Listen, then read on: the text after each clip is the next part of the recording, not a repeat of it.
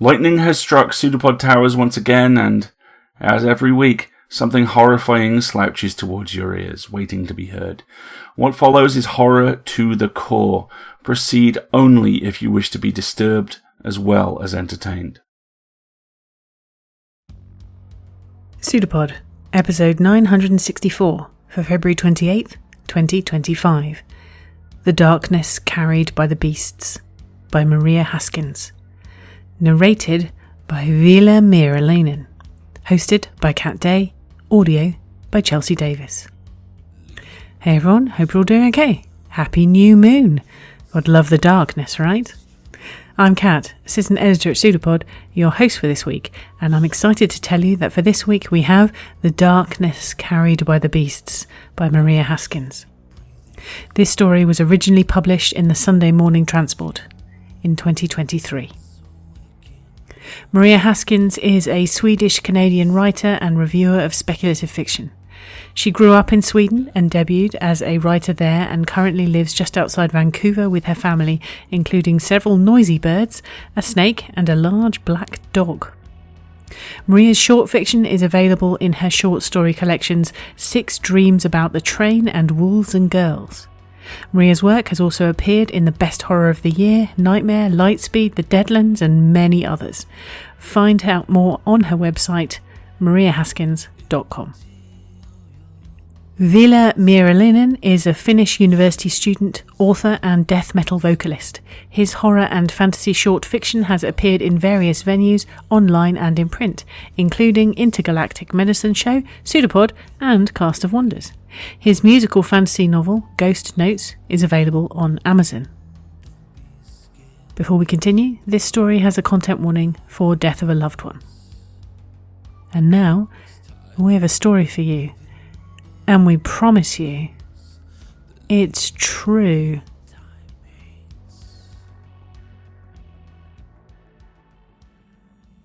The Darkness Carried by the Beasts, by Maria Haskins. Northern Sweden, March 1987, 11 months after Chernobyl. Torsten is dreaming of Gunvor, like he does every night. All these dreams are the same. He is searching for her in the woods, Ricky running ahead on eager paws with his nose to the ground, the elk-hound a grey blur in untouched snow. Torsten's chest aches, and the air is hard to breathe, tainted by some unseen poison. A colourless void stretches out above the treetops, a menacing sky that holds no stars. But no matter how Torsten runs, no matter how he searches, he can never find Gunvor. Even there, even in his dreams, she is gone. When Torsten wakes up, it's 7:32 in the morning, according to his alarm clock, and the phone on the nightstand is ringing off the hook. He reaches across the sleeping shape of Ricky, curled up where Gunvor used to sleep, and lifts the receiver, pulling on the tangled cord. It's Bertil from the police department, and Torsten knows even before Bertil explains what's happened that he will need his rifle and his dog. Ricky's on the floor, tail already wagging, eager to get going, but Torsten slumps on the bed after the call. He feels dizzy. Maybe it's the vodka from last night, or his blood pressure, or maybe some unknown disease or sickness has burrowed into him, like it did with Gunvor. No matter the reason, his body is too heavy to move, his head too empty to think. Most mornings, when Torsten isn't called out to search for traffic-wounded game, he thinks about walking away from the house, the town, everything, and never coming back. Most nights, he thinks about the rifle and going nowhere at all. Reluctantly, he stands up and gets his clothes from the dresser. Thermal underwear, undershirt, and 2 pairs of socks, including the last pair of woolen socks Gunvor knitted for him. They are grey with bright green stripes around the tops and toes, and every time he wears them, he thinks about her sitting in her favorite chair in the living room, watching TV, face illuminated by the floor lamp, knitting needles in her hands, yarn trailing down to the basket on the floor, and Ricky sleeping at her feet. From a branch in the apple tree outside the bedroom window, a magpie watches him get dressed, its black eyes glinting. It sits there every morning, and like every morning, Ricky barks at it through the glass until the bird takes flight. Tomorrow, it will be back. As soon as Torsten gets out of his car at the accident site, somewhere on that stretch of nondescript narrow highway between Skellefteå and Bastuträsk, it begins to snow. He looks up at the dull grey clouds and bites back a curse. The flakes are only a whisper on his face in the early March cold, but it sure as shit would be easier to track an injured moose, whether it's limping with a fractured leg or dragging half its guts behind it, without new snow. Moose. A big one, Bartil said on the phone. It's usually a moose when the police call Torsten. The driver said it just appeared out of nowhere. He was likely going 90 around that turn, and at that time of the morning, well, you know how it is. Torsten does know how it is. He knows how empty the unlit roads seem when the headlights carve a path through the darkness. He knows how the moose loom tall and silent beneath the eaves of the forest, heads held high as they observe the asphalt waiting to cross. He knows what bones and flesh look like when steel and glass and tires have done their work. He knows how a moose sounds just before the trigger is pulled. Torsten makes himself move. He's not thinking about Gunvor. Not thinking of her in the hospital bed, her bald head covered by that blue headscarf, the IV drops hooked up to her veins to dull the pain. After 25 years together, that is the only memory of her that he is able to conjure, 6 months after he put her in the ground. He was on his way home after another call right here in the woods last year, when he first heard of Chernobyl. A news item on the radio when he got back into his car after tracking and killing a moose yearling with a broken leg. It barely even registered at first. Just something about the Soviet Union. Radiation. It was the same day Gunvor got her diagnosis, and in the years since then, he's learned more than he wants to know about radiation therapy, palliative care, radioactive material, becquerels, decay rate, cesium-134, and cesium-137. He understands intellectually that whatever happened at that faraway nuclear power plant didn't cause Gunvor's breast cancer. And yet, the two events are entwined inside him, impossible to tease apart. Torsten's hands are shaking when he places the orange warning triangles at the side of the road behind and in front of his car. He has to steady himself with a hand on the hood. Shouldn't have been drinking last night. Never used to drink anything stronger than beer, even on the weekends. But vodka helps numb the pain. What's the point of painkillers? Gunvor used to say. You're still hurting. You just can't feel it anymore. It was her favorite joke, one her dad used to tell.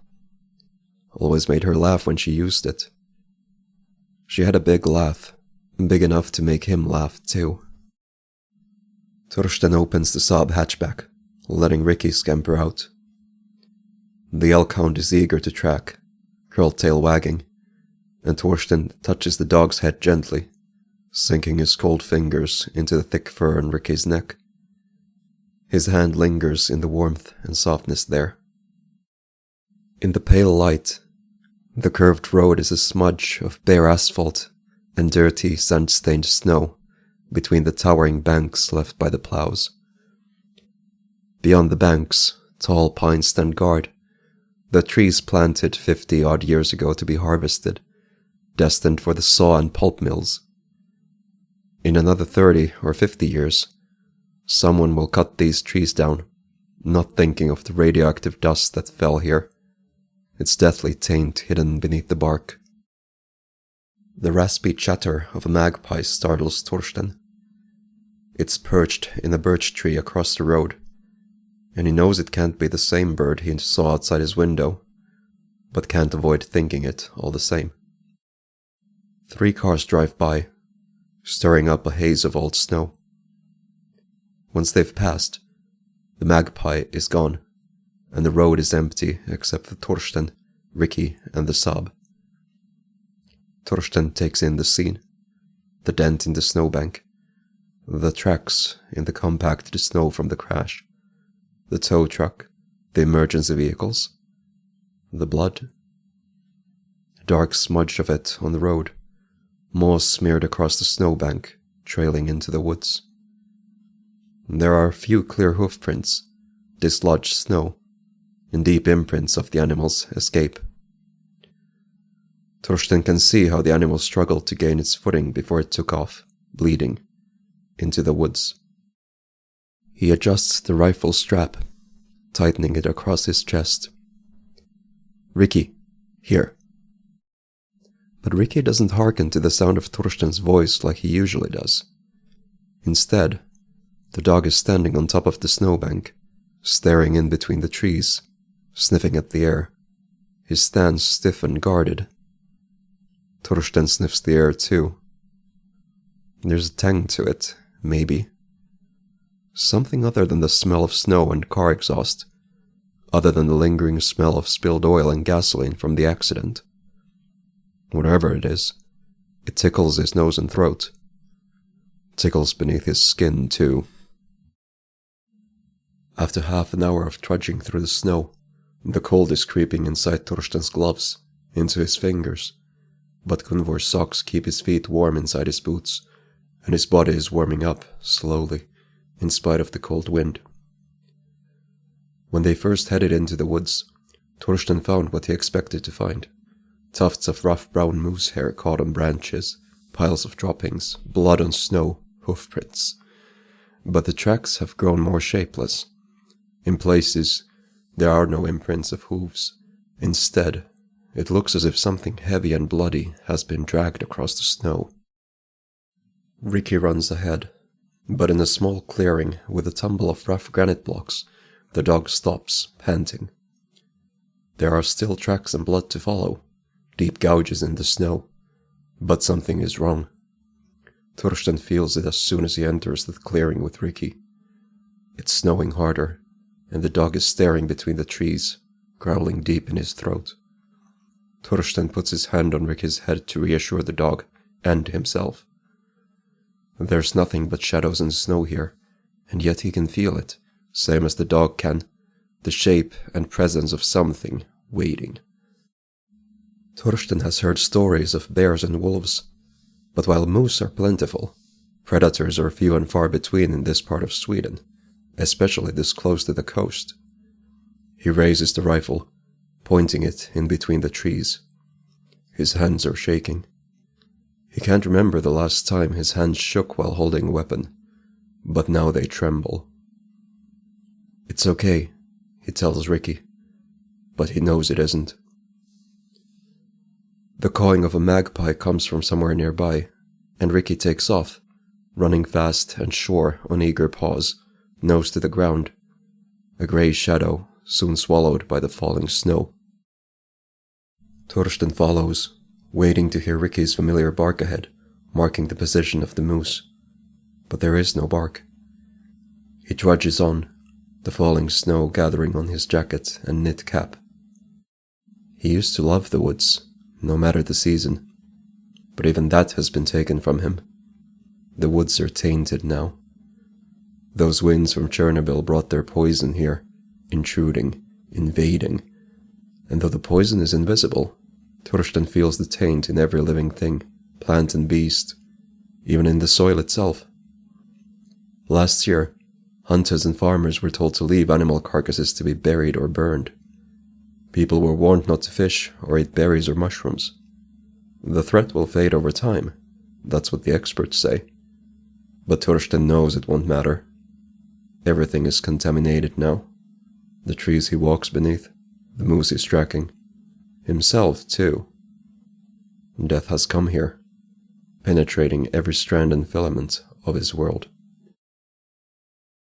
There is still no sign nor sound of Ricky, but something is moving between the trees around him, flitting through the treetops. Magpies. A gathering of them, the glint of oil-sheen wings and sharpened beaks, black eyes watching him intently, as if he is already carrion. After 2 hours, Thorsten knows he is lost, even though it is not possible for him to be lost here. He knows these woods, knows them whether they are covered in snow or not, but something has changed. It's as if the landscape has shifted around him, or maybe the world has swallowed him whole, spitting him out elsewhere. The air swirls thick and cold with snow, a maelstrom of icy flakes blotting out the sky and trees, erasing every feature except the thin boles of the pines, reduced to wavering lines of black. There is still no sign of Ricky, and Thorsten knows he should stop, that he should wait for this uncanny snowstorm to end. But every now and then he sees another smudge of blood, another imprint in the snow, and keeps walking. Another few steps, another few meters. He calls for Ricky, but the dog is lost somewhere ahead, out of sight. All Thorsten hears, in the muffled quiet of falling snow, is the rhythm of his own heart and breaths, the rush of blood through veins. He looks up, but there is no sun nor any stars to guide him. The sky, heavy with snow, straddles the world, pressing down on him, and there is barely enough space for the trees or him beneath its white belly. His mind and thoughts tremble with exhaustion, and he thinks of stopping, of sitting down in the snow, digging a hole for himself and never getting up again. Gunvor was exhausted at the end. There was so little left of her, but Thorsten didn't want to let her go. Even after she was dead, he held on to her hand. Later, at home, he would find the basket with her knitting, the last pair of socks she made for him, and he would sit on the bed, holding on to the thick wool, looking at the tangled remainder yarn she had wound into a skein, and the abandoned knitting needles. His body crumpling under the weight of her absence. How could she let go when he didn't? Ricky is barking. The sound is coming from up ahead, and Thorsten stumbles forward until a clearing opens around him. It's a place where nothing grows, except a few stunted pines, their branches cropped by the teeth of gnawing animals too soon after planting. The snow barely covers the ground beneath the crooked trees, though the drifts are deep in the surrounding forest, and the granite bones of the land jut through a thin pelt of moss and lichen. Dusk envelops him. It shouldn't be this dark already, but Thorsten feels no real sense of surprise. Time and space have slipped from his grip since he left the road. Maybe longer than that. Maybe since Chernobyl. Certainly since Gunvor left. Ricky is standing in the middle of the clearing, and the moose is there. It must be the moose, but it's hard to see it clearly. Darkness has gathered beneath the trees and clings to the animal, shadows quivering and deepening, darkness and beast bleeding into one another. Thorsten raises the rifle. The weapon feels clumsy and awkward in his hands, but he struggles forward, the dog still between him and the injured animal, and as he gets closer, the shadow around the moose seems to heave and rise up, taller than the tallest pines. Ricky growls and rushes at the moose, into the darkness. "Ricky!" he calls, but Ricky isn't stopping. Thorsten tries to run, but he's too slow, too late. He doesn't even see it happen, just hears Ricky yelp, then whimper. When Thorsten reaches the dog, Ricky is stretched out in front of the moose, grey body shivering. Thorsten tries to raise the rifle and aim it at the moose, at its vast shadow, but the weapon is too heavy, his arms shaking, fingers too numb to find the trigger. In the snow, the moose shudders beneath the weight of the gathering darkness, its legs buckling in the snow, its large head bowed until its muzzle rests on the ground. Thorsten kneels, the rifle abandoned, his hands in Ricky's fur. The dog whimpers at his touch, the sound mingling with the rattling breaths of the moose while blood and darkness seep from the beast's lowered muzzle. Thorsten reels. He knows this place where death is about to descend. He's been here before.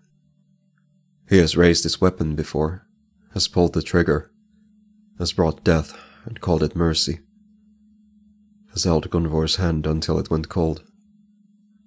He has been here, where something that was once made will be unmade, and it is as it was with Gunvor. His hands are empty, and there is nothing he can do. The shadow around the moose rears up again. It looms above the dying beast, above Thorsten and Ricky, above the tainted world, and it is crowned not by antlers, but by distant stars. Thorsten feels that darkness reach for him, for Ricky, and he cradles the dog in his arms. He closes his eyes as the darkness swoops down, as it finds him, as it slips through his ribcage and into his heart, grasping hold of his life and almost wrenching it loose before passing through him, rejecting him, rippling his flesh and his bones as it goes. Pain unfolds like a flower in its wake, petals like sparks and shadows devoured by the night. Cowering in the snow with Ricky, Thorsten sees his own life, Gunvor's passing, Chernobyl, the whole world, all of it spread out before him like a city seen from a mountain.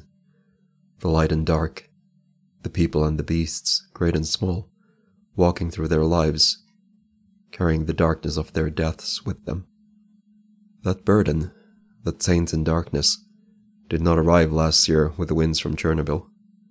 Those winds only brought new shadows, dust and radiation, to join the darkness already stitched into this world. The taint has always been here, inside and outside, within and without, and he carries the weight of it, same as Gunvor did, same as Ricky and the moose. Death is everywhere, all the time, inescapable. A car on the highway, a tumor in breast tissue, a nuclear reactor exploding, a rifle trigger pulled.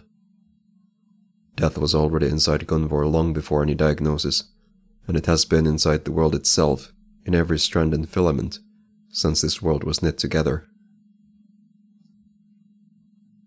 When Thorsten opens his eyes, there is no looming shadow. There is only snow around him, only sky and trees above. The moose is close enough to touch, close enough that he feels the shudder of the beast as the life goes out of it, as the shadow of its death dissipates, and he can taste it on his lips like dust and ashes, like the air in Gunvor's hospital room, like the smell of antiseptic and decay, like a poisoned wind, like the stale breath in your mouth when you haven't slept for days. The moose is dead, the snow settling on fur and blood, and in the trees around the clearing, the magpies sit, waiting, watching. Ricky stirs beneath Thorsten's hands. The dog struggles in the snow, finds his legs, and stands. Thorsten runs his hands over Ricky's body, fur and skin, finding no fractures or wounds. It's hard to see, so maybe he's crying. They are both still alive, and he doesn't know why. But then, he never did. Around him the world is settling back into its proper place, and he isn't lost anymore. He can find his way. He picks up the rifle and starts the long trek back to the road, Ricky following with only a slight limp. Thorsten knows he is not leaving the darkness behind in the clearing with the carcass of that moose. He knows he carries it with him. He can feel the weight of it settle in his bones and marrow. It is heavy, but not yet impossible to carry. The snow is falling thick and soft, gathering on his sleeves and gloves, sticking to his eyelashes, trying to get into his boots every time he takes a step, but Gunvor's socks hold the cold at bay. A magpie watches them go, its black eyes glinting. Ricky barks and the bird takes flight. Tomorrow, it will be back.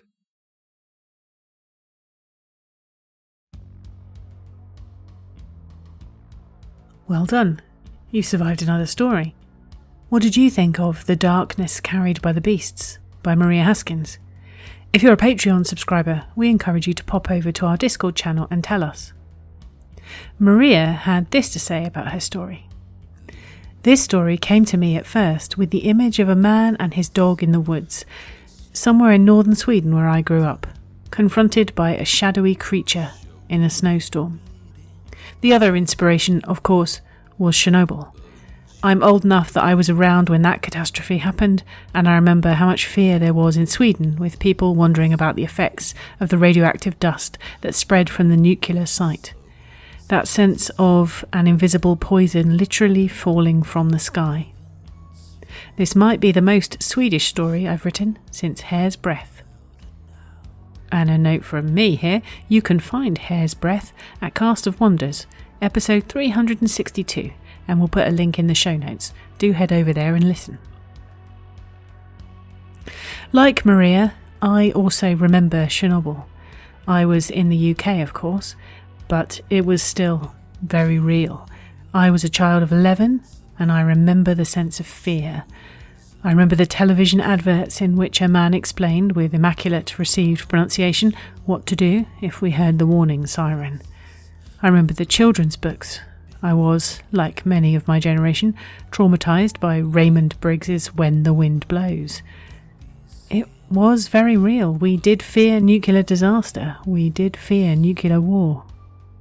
And, funny thing, I think about that time now and I think it did get better. It was better for a while. Everything was terrifying, but the world didn't end. And then things weren't so scary for really quite some time. And perhaps we're in another scary part now. But we will come through it, and the world won't have ended, and things will get better again.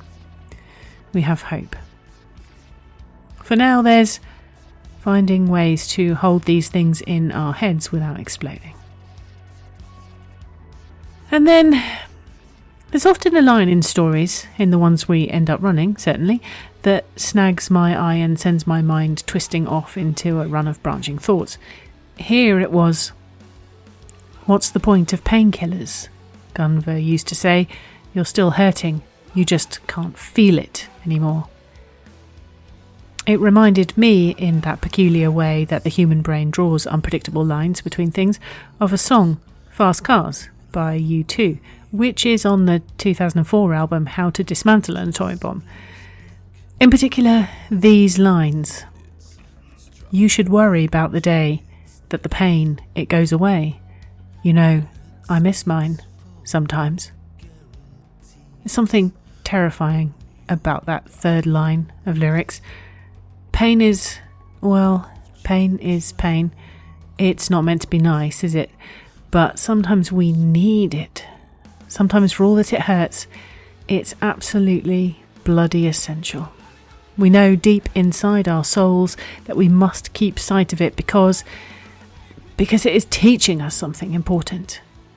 Sometimes we don't know what that is, but we know we're learning it. Painfully. Sometimes you don't want to cover up the pain, you want to keep feeling it because it's all you've got left. The pain is the last link we have to what we've lost. So, there will be moments of cold and there will be moments of burning fire. Our heads will not explode and the world doesn't explode. We are always in a cycle. Things will change again. And there is an idea in psychology that it can be helpful to mindfully put things down sometimes, to put them in a box in our minds and consciously shut it. Focus on the thing right in front of us, whatever task comes next, even if that is simply taking another breath, taking another step. We will come back to the box when time and space have rounded the corners and blunted the edges. This is not the time, and that is okay. It's okay. The cold is held at bay. Tomorrow, it will probably be back. And tomorrow, we will be back. Keep going. Now, on to the subject of subscribing and support. PseudoPod is funded by you, our listeners, and we're formally a non-profit. One-time donations are gratefully received and much appreciated, but what really makes a difference is subscribing. A $5 monthly Patreon donation gives us stability and allows us to keep coming back week after week. If you can, please go to pseudopod.org and sign up by clicking on Feed the Pod. If you have any questions about how to support EA and ways to give, please reach out to us at donations@escapeartists.net. Those of you that already support us, thank you. We literally couldn't do it without you. A reminder that Apple have changed the way charging works through the App Store apps, and long story short, if you are signing up, you should do it through a browser, including one that's actually on your phone. It'll be cheaper than if you go through the official Patreon app. And if you can't afford to support us financially, then please consider leaving reviews of our episodes or generally talking about them on whichever form of social media you find yourself trudging through this week. We have a Blue Sky account. Find us at pseudopod.org. If you like merch, you can also support us by buying goodies from the Escape Artists Void merch store. The link is in various places, including our latest social media posts. PseudoPod is part of the Escape Artists Foundation, a 501c3 non-profit, and this episode is distributed under Creative Commons Attribution Non-Commercial No Derivatives 4.0 International License. Download and listen to the episode on any device you like, but don't change it or sell it. Theme music is by permission of Anders Manga. Next week we have The Ecstasy of the Saints by J.A.W. McCarthy, narrated by Danny Daly. And finally, PseudoPod and Christopher Paolini know the trick is to find happiness in the brief gaps between disasters. See you soon, folks. Take care. Stay safe. An arm appeared from nowhere on the shape, seemingly projected like the pseudopod of a protozoan. It's a pseudopod. It's a big foot. It's all about podcasts these days.